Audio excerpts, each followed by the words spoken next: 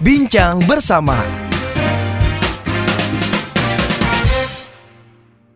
Hai Smart Listeners, selamat datang dalam podcast Bincang Bersama. Di kesempatan kali ini Tasya Rustama akan temani Anda. Kita akan berbincang bersama dengan seorang tokoh. Beliau adalah psikolog dan juga seorang Certified Brain Spotting Trainer and Consultant. Kalau mau tahu gimana perjalanannya, pasti harus ikuti episode ini ya Smart Listeners. Dan inilah Mbak Ine Indriani. Hai Mbak Ine. Halo Mbak Tasya, Yes, lagi. kita ketemu lagi. Tapi kali ini aku penasaran dengan sosok Mbak Ine yang sekarang. Ketika dulu kecil, gimana sih perjalanan hidupnya begitu kan ya? Ine kecil tuh kayak gimana sih? Kalau ini kecil, jadi kalau dulu kecil mungkin aku gimana ya? Sebenarnya tipikal yang dulu itu aku kalau waktu kecil kalau bisa dibilang agak difficult child. Oke. Jadi kayaknya mungkin aku merasa aku bukan anak yang easy, jadi sering nangis, tantrum. Dan kalau zaman dulu kan belum ada psikolog ya zaman, jadi nggak ketahuan tuh kayak gimana. Terus juga yang aku ingat dulu tuh aku tidak mudah membaca dan menulis ya. Jadi baru kelas 2 aku baru bisa. Sementara teman-temanku dari TK kayaknya, aku nggak tahu ya di sekolah waktu itu TK kayaknya agak akademik gitu, dan aku bingung cara baca tuh gimana.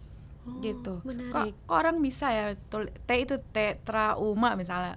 Buat aku tuh kayak sulit gitu, dan akhirnya itu cukup traumatikal ya buat aku, karena kan dipermalukan sama guru karena misalnya disuruh tuh dikte ini Budi gitu kan, terus aku nulisnya ya suka-suka aku nggak ngerti cara nulis ini Budi gitu ya. Terus udah gitu orang tua juga mungkin ya zaman dulu tipikalnya adalah yang penting sandang pangan papan lah ibaratnya gitu ya. Jadi nggak terlalu, bukan orang yang terlalu hangat juga gitu, dan tidak paham apa yang terjadi ya. Kalau ke tantrum ya pasti dimarahin. Tidak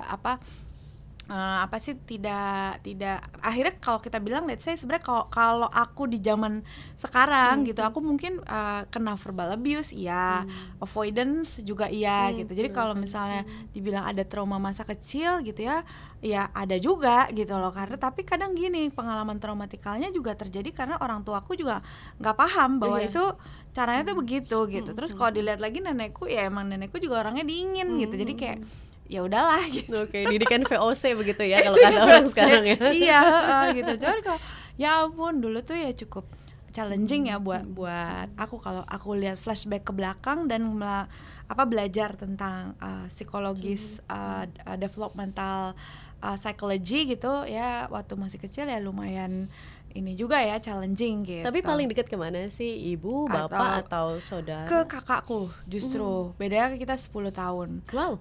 Jadi maksudnya ya 10 tahun kan, karena udah waktu dia umur 10 tahun udah lebih bisa nurturing adiknya gitu. Jadi lebih dekat sama si kakakku gitu. Berarti Mbak Ine kecil dulu lebih look up tuh kakak ya? Kalau dibanding mama papa ya mama gitu.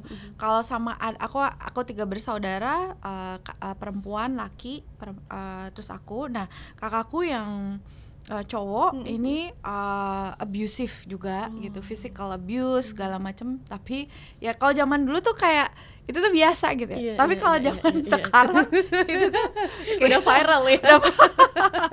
Gitu. Jadi ya udah gitulah. Gitu Mbak. Tapi dulu ada impian tersendiri nggak sih? Apa cita-cita? Kepikiran nggak sih pengen jadi psikolog?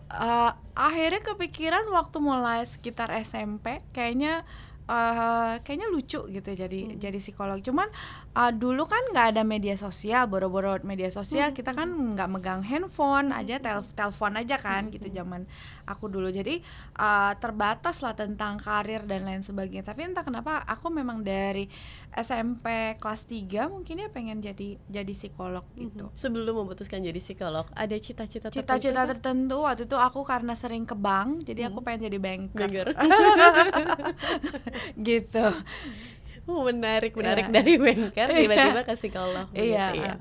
Aku mau gali dari sisi orang tua, walaupun didikannya VOC begitu kan ya, tapi kan kita tahu cara mendidik ini untuk di zaman kita mungkin ya milenial gitu kan, ini kan cukup works ya untuk beberapa orang, walaupun akhirnya juga memunculkan trauma.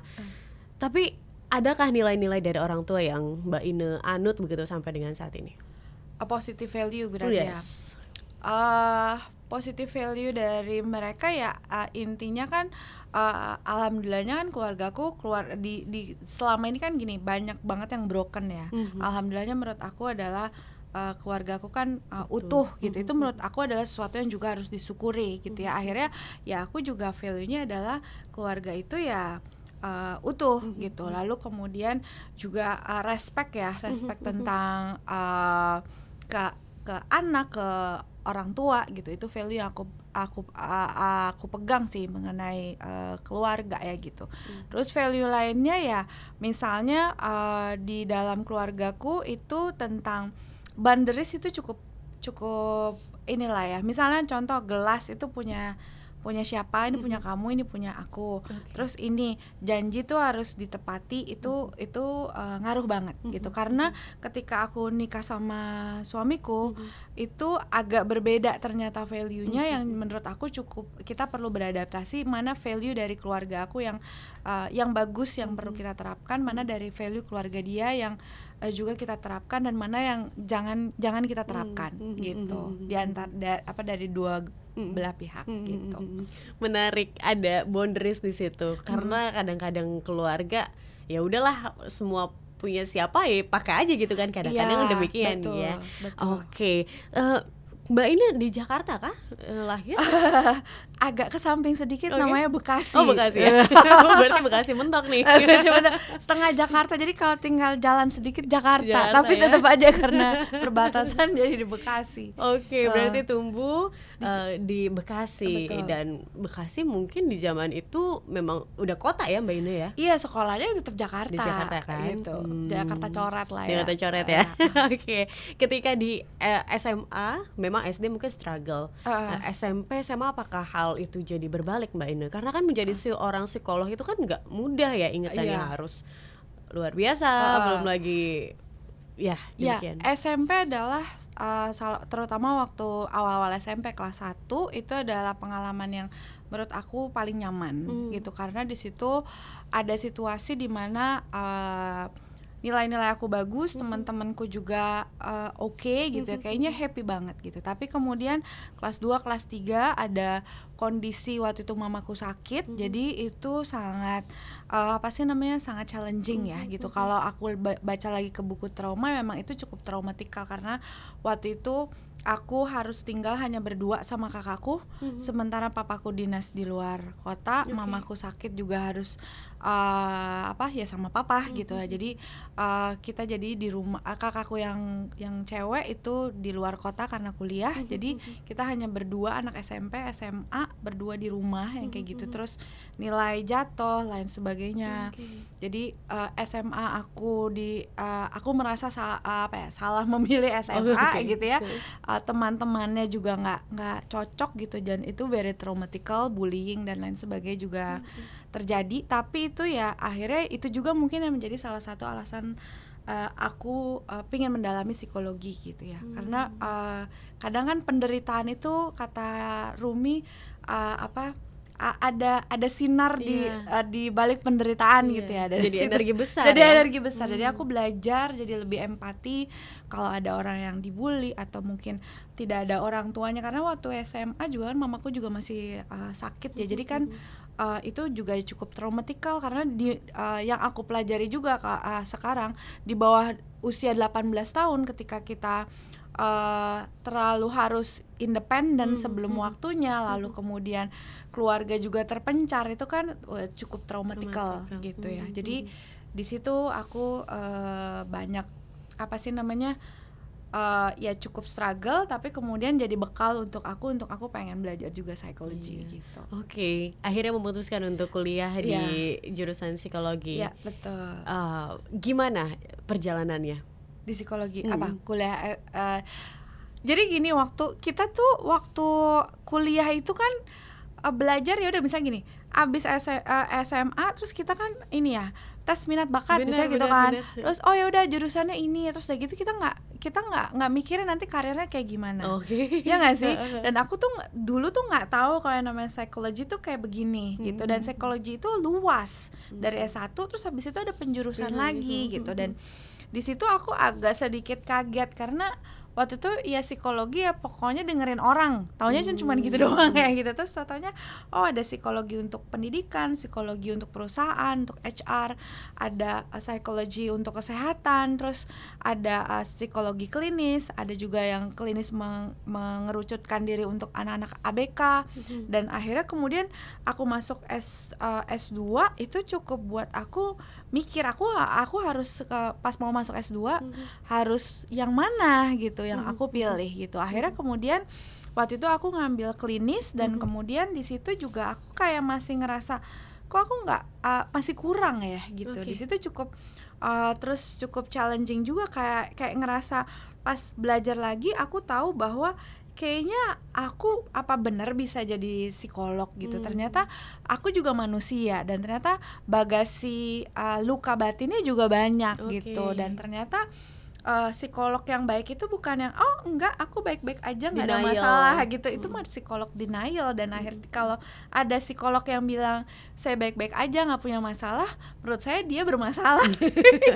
Karena nggak mungkin, manusia penuh dengan pahala dan juga ada dosa, berarti dia juga pasti punya isu. Yang penting adalah kita juga harus proses diri kita juga gitu, karena kita juga pasti punya dan justru kita sebagai psikolog itu challenge-nya adalah kita perlu benar-benar kenal diri kita sesungguhnya, luka-luka batin kita, bahkan termasuk generasional kita gitu. Bukan yang bilang aku gitu, aku tahu segalanya tentang kamu, bukan.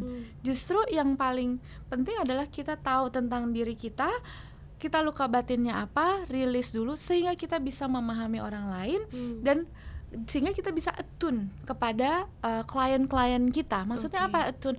Kita menempatkan diri kita adalah, kalau di attunement itu kita adalah ekor komet, klien itu kepala komet, kita mengikuti dia, menerima dia apa adanya. Nah, kalau misalnya jadi psikolog I-nya terlalu gede gitu, inilah saya dan lain sebagainya, berarti dia tidak menempatkan dirinya untuk kliennya gitu, untuk kesembuhan. Dan menurut aku itu ternyata tidak mudah. Maksudnya dalam prosesnya tuh aku butuh proses banget untuk memahami itu gitu. Dan akhirnya aku cari akhirnya aku ngerasa S2 aja nggak cukup nih profesi. Dulu kan profesi sama S2 di saat aku itu digabung gitu loh Mbak Tasya, 2 tahun itu. Lalu kemudian aku merasa perlu cari psikoterapi yang cocok apa ya gitu. Dan akhirnya aku ketemulah dengan salah satunya si brain spotting ini. Dan alhamdulillahnya aku ketemu langsung sama penemunya, si David Grant. Dan ya antara rezeki tapi juga amanah gitu ya. Beliau meminta aku untuk menjadi leader of Brain Spotting Indonesia untuk perwakilan di Indonesia. Dan disitulah aku belajar banget bahwa menjadi psikolog, menjadi psikoterapis itu bukan tentang siapa saya nih, saya tahu tentang mental health bla bla bla, bukan. Tapi bagaimana kita bisa menerima dan membantu klien. Dan untuk bisa menerima klien, kitanya juga harus sudah beres dulu, bukan jadinya gedean diri kitanya gitu. Jadi ya itu Mbak Tasya. Wow, challenge-nya. Tapi ini pencariannya luar biasa ya, bahkan sampai S2 itu momennya Mbak Ina untuk mencari itu. Setelah sih kayaknya aku merasa ini masih kurang. Akhirnya aku cari di luar Indo gitu. Di Indo aku merasa nggak dapet nggak dapet kasarnya, nggak dapet gurunya gitu. Lalu coba cari keluar dan akhirnya aku nemu guru-guruku ya, senior brain spotting dan lain sebagainya. Dan mereka tuh termasuk David Grant, yang paling aku suka adalah rendah hati gitu. Jadi konsep I-nya sayanya gede, karena aku maaf nih yang ngelihat beberapa psikoterapis dan psikolog di Indonesia kadang gede I-nya gitu. Sementara sebenarnya menjadi psikolog itu kitanya tuh bukannya nggak pede, tapi kita menempatkan orang lain di depan sehingga kita bisa membantu dia apa yang bisa aku bantu dan memahami dia, bukan kitanya yang sotoy gitu tentang dia. Dan itu ternyata butuh kitanya kesehatan mentalnya baik dulu gitu. Iya, karena gimana mau ngebantu kalau misalnya kitanya aja Bermasalah. bermasalah. Berarti belum ada sebelum selesai begitu kan ya. Betul. Tapi melihat lagi Mbak Ina, masa muda Mbak Ina begitu kan ya, tadi juga banyaklah ada abusement, belum lagi juga sempat dibully. Kan ini ada trauma tentu saja. Betul. Ngebuka layarnya kan akan lumayan nih kan, apalagi sudah berlalu dan itu sudah kayak pasti saat itu kayak udahlah lupain aja lah ya, begitu kan ya. Gimana akhirnya bisa release itu semua dan be who you are right now?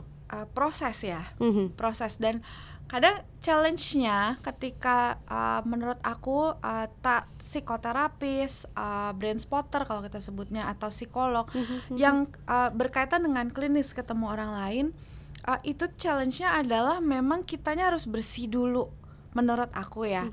Akhirnya itu tuh nggak beda kayak dokter gitu ya misalnya, atau apa, udah nggak pakai hati, nggak pakai diri kita gitu. Jadi kitanya sendiri, akhirnya aku perlu benar-benar ada ritual juga sebenarnya yang dilakukan. Misalnya ya ketika aku berproses sendiri itu, kayaknya hampir tiap hari aku juga melakukan sesuatu sendiri. Lalu ketika aku butuh bantuan, aku tidak menolak untuk minta tolong bantuan gitu. Bukan tidak menolak, tetap aku aktif mencari bantuan ketika aku membutuhkan bantuan. Oke, bukan merasa ketika aku kan psikolog gitu, aku nggak butuh psikolog lain gitu kan. Enggak, kadang kalau butuh jeda ya aku jeda dulu gitu, karena aku butuh supaya bisa ngebantu klien-klien atau pasienku gitu. Jadi ya kadang itu challenge-nya menurut aku. Menurut aku ini profesi yang sulit karena menangani sesuatu yang nggak kelihatan begitu kan ya. Oke, dokter bisa kelihatan penyakitnya kanker, kelihatan kan wujud kanker itu seperti apa begitu kan ya. Oke, profesi-profesi lain bisa terlihat. Ini kan psikolog menangani manusia. Banyak juga kita tahu bahwa penelitian-penelitian psikologi yang akhirnya berujung pada trauma atau kegagalan, dan itu dampaknya nggak untuk psikolognya tapi untuk orang lain begitu kan ya. Apa prinsip-prinsip yang Mbak Ina pegang begitu ya sebagai seorang psikolog dan juga leader bahkan trainer untuk Brain Spotting Indonesia? Prinsip yang aku gunakan dalam menerapkan sebagai psikologis gitu ya. Pertama adalah tidak merasa yang paling the best, tidak merasa puas dengan ilmu yang ada, karena dengan aku seperti itu maka aku akan terus belajar dan aku berusaha untuk tidak sok tahu juga. Jadi aku ketika ketemu klien, aku bisa memahami dia dan banyak dapat informasi tentang dia sehingga aku bisa bantu. Karena kalau misalnya aku sok tahu gitu ya Mbak, aku udah biasa nanganin trauma, ini akhirnya trauma itu kan luas penyebabnya. Akhirnya karena merasa paling tahu dan tidak rendah hati, akhirnya aku tidak mendapatkan informasi yang banyak tentang dia dan akhirnya tidak terlalu bisa membantu. Itu satu. Yang kedua adalah attunement. Itu juga menjadi prinsipku ketika aku belajar mengenai attunement. Relational attunement itu penting. Relational attunement tidak sekedar hanya empati, tetapi lebih dari itu. Aku menunggu dia. Misalnya gini, kalau ada klien, kita nggak nge-push dia kalau misalnya dia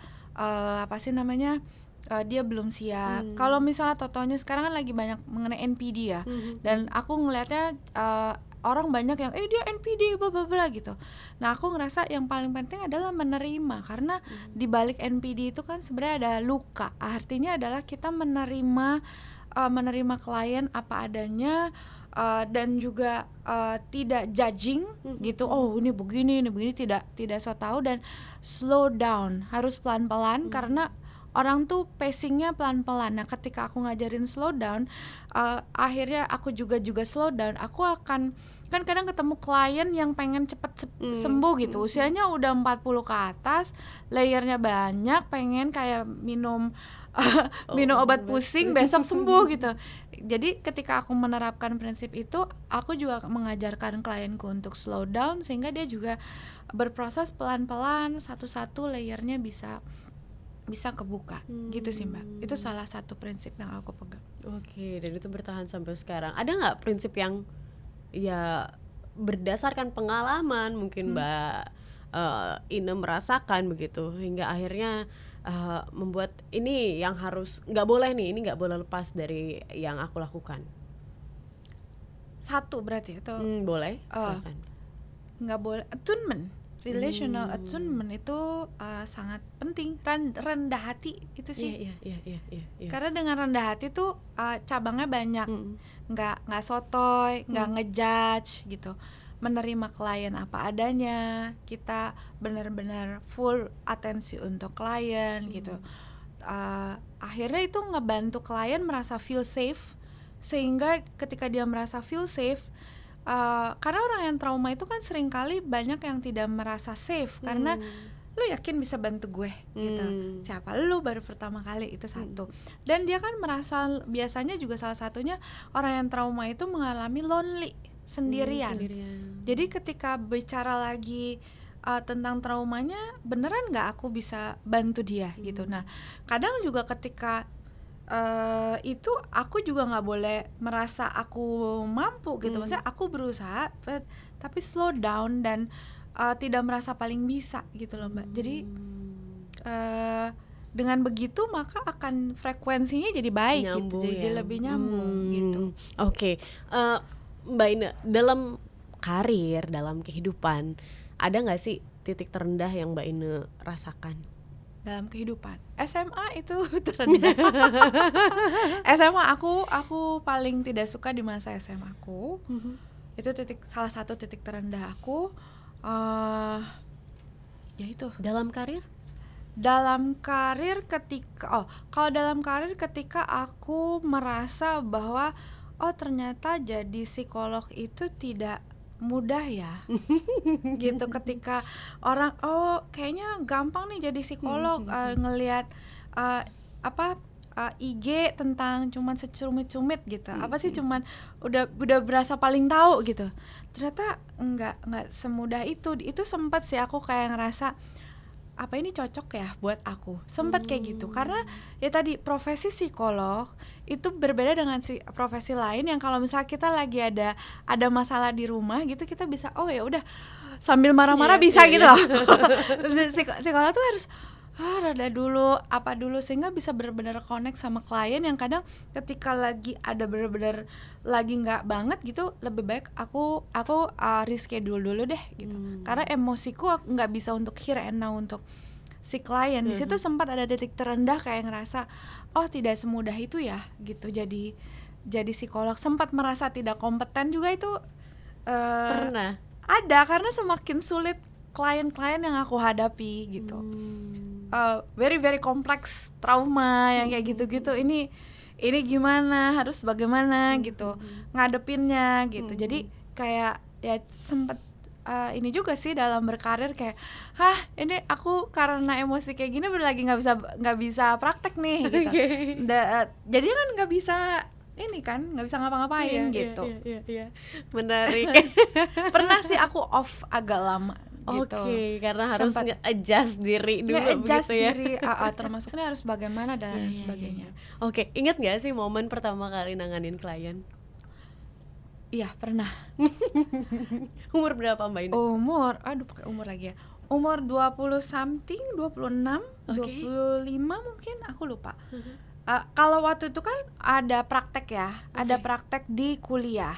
Tapi di kuliah itu hanya kita diajarin lebih banyak assessment ketimbang melakukan konseling. Nah, psikologi itu kan ada macam-macam ya Mbak, yang tadi aku bilang. Banyak juga psikolog yang terutama yang baru lulus itu rata-rata ngerjainnya assessment kayak tes IQ, tes apa gitu. Dan ternyata aku minatnya nggak suka dengan assessment gitu. Assessment itu kan kayak ngejudge, memang kebutuhannya itu yang ngejudge. Kamu tuh begini IQ-nya sekian bla bla bla. Begini. Aku nggak begitu suka. Aku ternyata lebih suka ke psikoterapis. Dan waktu pertama kali aku coba untuk konseling di rumah sakit waktu pertama kali, dan nggak ada supervisor segala macam karena abis kuliah ya udah kayak sendirian, kayak ini aku sama siapa ya gitu. Di situ aku kayak ya challenging banget sih. Akhirnya aku cari guru, terus cari yang di Indo awalnya, terus udah gitu kok kayaknya butuh lebih lagi. Akhirnya alhamdulillah ketemu dengan komunitas brain spotting ini, aku ngerasa kayak mereka juga banyaknya tuh guru-guruku banyak yang senior dan mereka tuh alhamdulillah Allah kasih aku rezeki networking kali ya sama senior dari misalnya dari US, dari Jerman yang kayak gitu-gitu, dari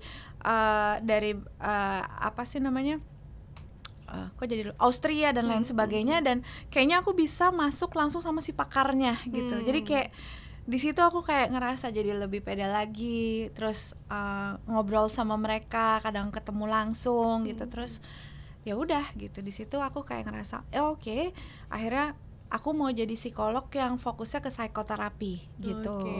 Dan terutama untuk trauma kayak this is where I belong gitu ya. ya. Akhirnya aku jalannya ke sini gitu. Menarik. Ada ritual tersendiri nggak sih, atau safe zone atau hobi begitu ya dari Mbak Ina di luar dari hiruk-pikuk dunia pekerjaan dan juga konseling, karena butuh banget kan industri ini. Iya, ritual yang saya jalani terutama mindful. Aku kan introvert sebenarnya. Jadi aku butuh sendiri, aku diam, aku connect sama diriku sendiri, connect sama yang di atas juga gitu, untuk lebih untuk proses healing aku, atau untuk kedepannya aku harus gimana, aku diem untuk connect gitu. Terus ya kalau kalau orang healingan pergi kemana, ya itu aku juga senang ke luar, ke natural lah ya gitu, kayak misal ke alam. Aku lumayan sering kalau anak, tapi kan karena jadi ibu-ibu ya tergantung kondisi anak lagi libur atau enggak, tapi aku suka ke alam, aku suka sendirian gitu. Itu yang aku lakukan, dan aku punya teman curhat gitu. Terus kalau aku butuh supervisi, aku kontak orang yang bisa aku percaya gitu, untuk ini bagaimana dan lain sebagainya. Itu sih kalau untuk mental health aku. Gitu. Untuk target Mbak Ina 5 tahun ke depan, project-project yang mungkin sekarang lagi dikerjain begitu kan ya, ada nggak sih? Iya, jadi tuh aku kan fokusnya ke trauma ini ya. Jadi aku masih ingin memarketingkan ini gitu ya, buku Trauma dan Attunement. Kalau sekarang ini kan masih adanya di Tokopedia gitu ya, atau langsung hubungi aku, tapi mungkin nanti pengennya di toko buku juga ada. Lalu ini kan sudah mulai aku trainingkan untuk praktisi kesehatan mental. Bukan semoga nanti bisa ke masyarakat umum. Kenapa aku lebih fokus ke praktisi kesehatan mental?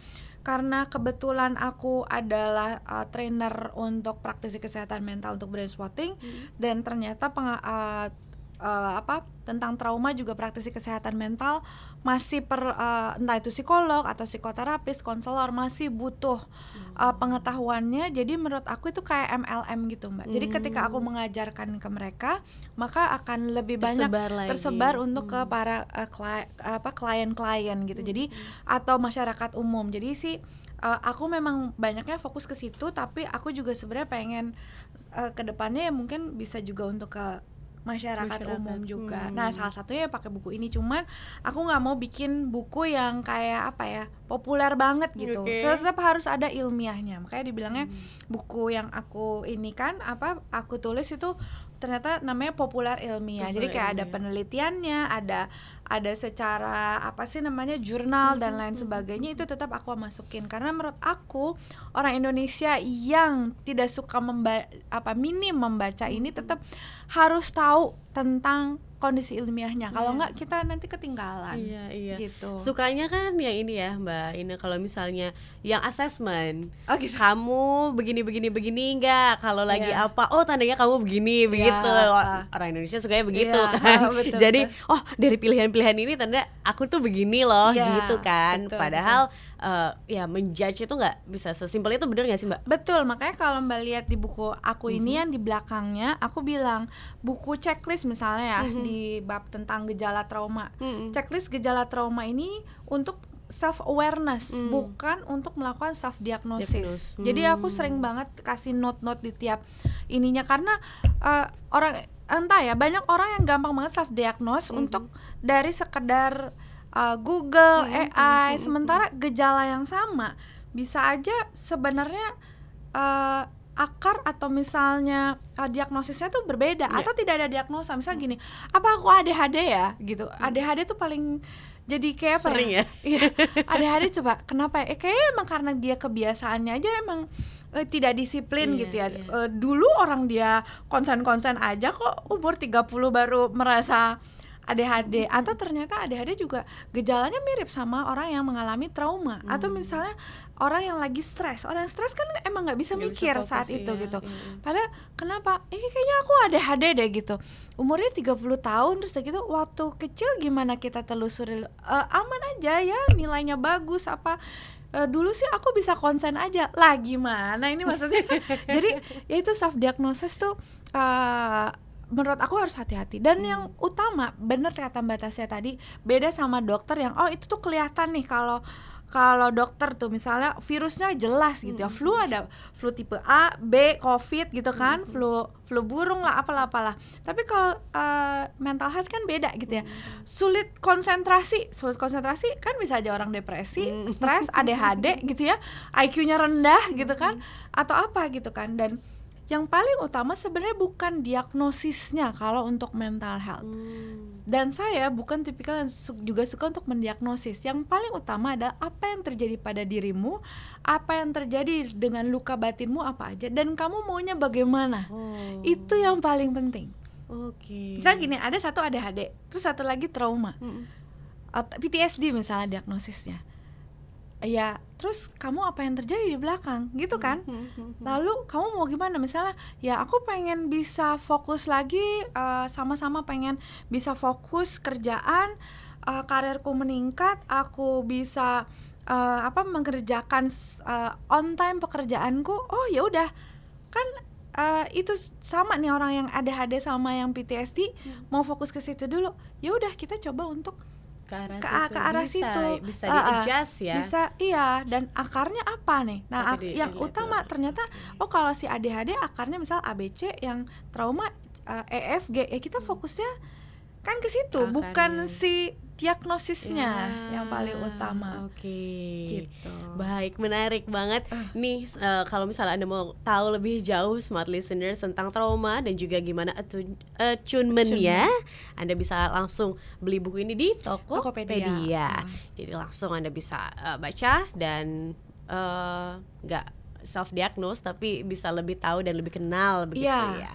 Walaupun pada akhirnya ya carilah pertolongan profesional yang paham, yang mengerti begitu. Betul. Oke, Mbak Ina, terima kasih banyak untuk insight-nya. Sama-sama Mbak Tasya. Dan jangan bosan-bosan diundang Smart FM ya.